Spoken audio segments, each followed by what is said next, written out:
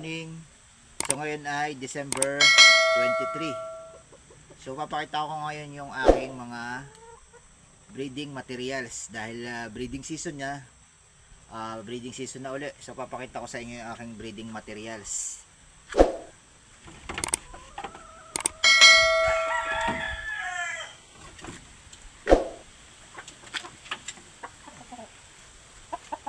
So ito yung aming sariling amin. Dinevelop namin to. Kaya tinawag ko ng sariling amin. Ito yung aming pumpkin henny. Pumpkin henny. Ito yung aming pumpkin henny.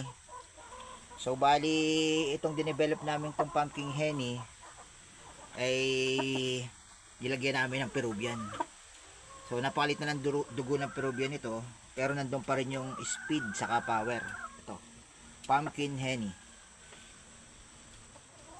Tawag ko dito ay Laguna pumpkin henny. Tapos ang babakas ko dito sa pumpkin henny ay ito.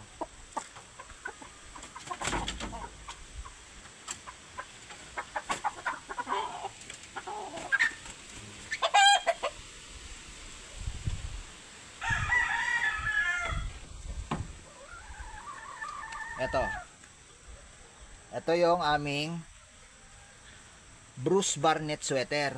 So, babakas ko siya sa Bruce Barnett. Bruce Barnett sweater para mayroong angat. Kasi ang laro nitong mga Bruce Barnett ay angat. Para pati gumanda yung ating pumpkin henny, lalagyan natin ng sweater. So, napili kong sweater para sa ating pumpkin henny. Itong Bruce Barnett sweater. Bruce Barnett sweater na pulit. So ito ay high station. Yan oh. Ang haba ng kanyang paa. So quality siya, quality din. So ito yung ating Bruce Barnett sweater. Bruce Barnett sweater. Cross sa pumpkin henny.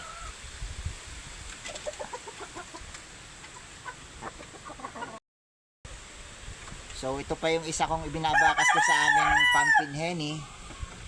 Ito yung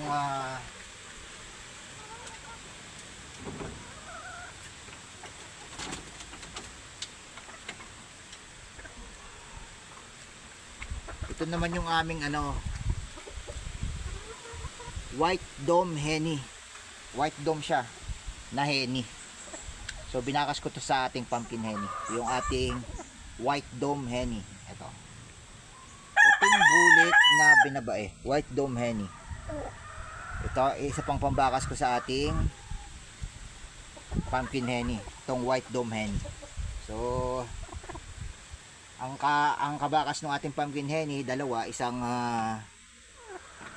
white dome henny, saka isang Bruce Barnett sweater. So, yun. So ito pa yung aming isang pair na i-breed ngayon, yung aming pumpkin sweater. Ito yung aming Laguna pumpkin sweater. Sariling breed na rin namin to, dinevelop na namin. Laguna pumpkin sweater. Iko-cross namin dito sa pumpkin sweater hen. So ito yon, pumpkin sweater over pumpkin sweater. So pumpkin sweater straight. Laguna pumpkin sweater. So yan yun. So ito pa yung aming isang materyales, yung aming dinedevelop na Laguna pumpkin sweater.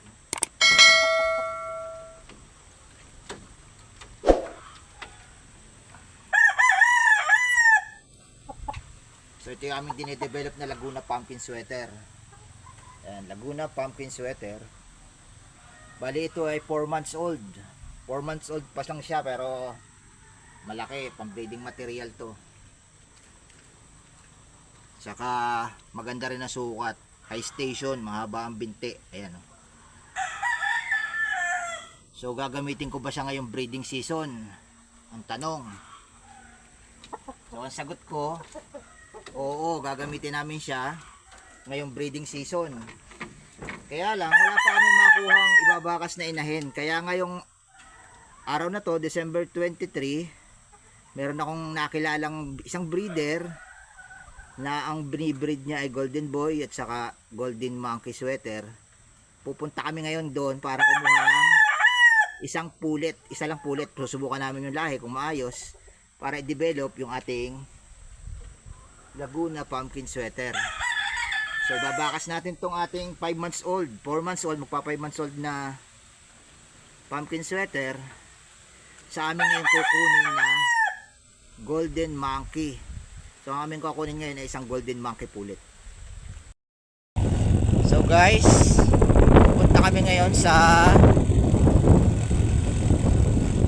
stop up na. So guys, daan muna tayo dito sa Bibingkahan, sa Doris Bibingka. Ayan. Doris Bibingka, Luciano, Laguna.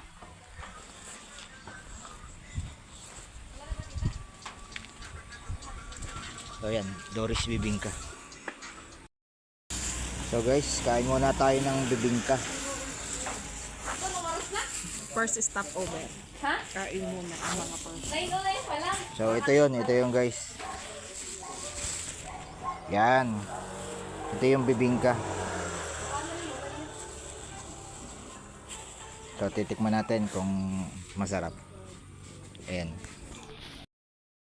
So ito guys yung bibingka. Yan, bibingka. So tikman natin. So guys, itikman natin yung bibingka. So ayos guys, masarap.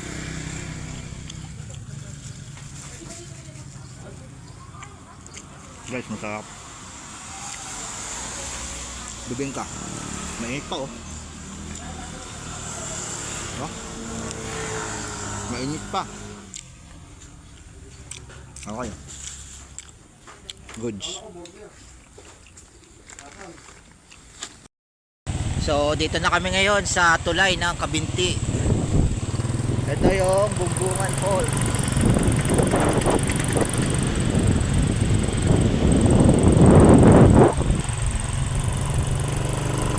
So ito guys, Kabinti.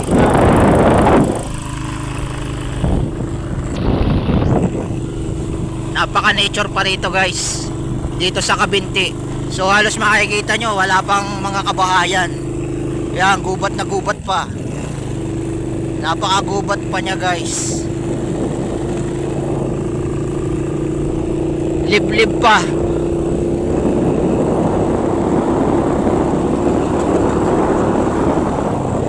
Halos walang kabahayan. Guys, dito na kami ngayon sa Kalinaya Lake.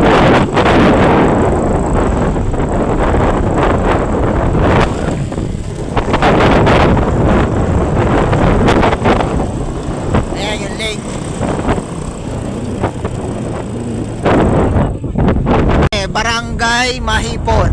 Yan, Mahipon pala rito guys.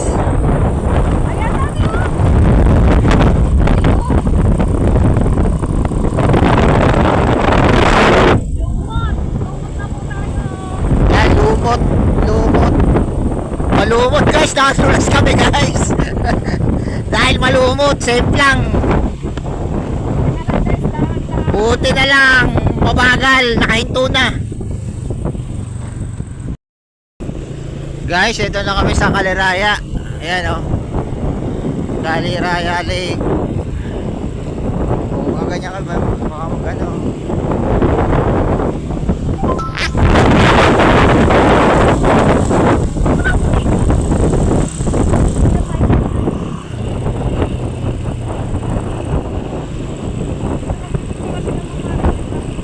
Ha? Kaliraya Lake.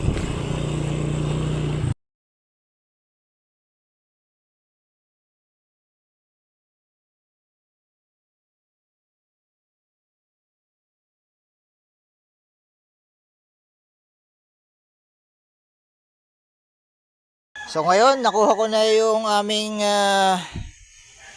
pinuntahan sa Pauwin, Cabinti, Laguna.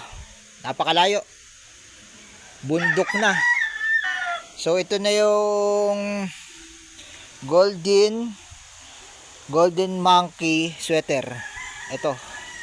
So titingnan natin kung babagay sa ating pumpkin sweater. So ngayon tatanggalin ko na dito sa bayong yung ating kinuhang bagong materyales, golden monkey sweater.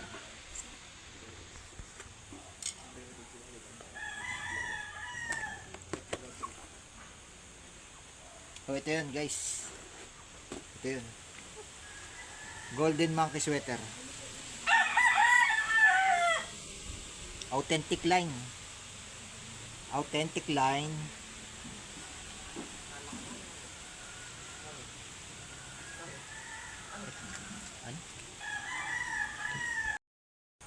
So ito na yung ating bagong materyales, yung ating kinuhang golden monkey galing sa Pauwin, Cabinti, Laguna. Napakalayo, bundok na siya. Authentic line ng Livestrong Game Farm. Authentic line ng Livestrong Game Farm. Rekta kong kinuha sa backyard game farm ng Pauwin, Cabinti, Laguna. So ito yun. So yan, napakaganda rin niya. Mahaba ang binti, maganda ang sukat, hindi piki, hindi kaltes. Authentic line ng Livestrong Game Farm, galing Cabinti, sa barangay Pauwin, Cabinti, Laguna. So ito yung ating kinuhang golden monkey setter, authentic line ng Livestrong Game Farm, galing sa barangay Pauwin, Cabinti, Laguna. Babakas natin dito sa ating pumpkin, Laguna pumpkin, na sarili nating dinevelop. So titingnan natin kung magkakaigi na, kasi napakabata pa nito, 4 months going 5 months. So ayan, oh, gamais pa lang ang tahid, napakaliit pa. Kasi ito namang inahin ay 6 months going 7 months. So titingnan natin kung di mag-aaway.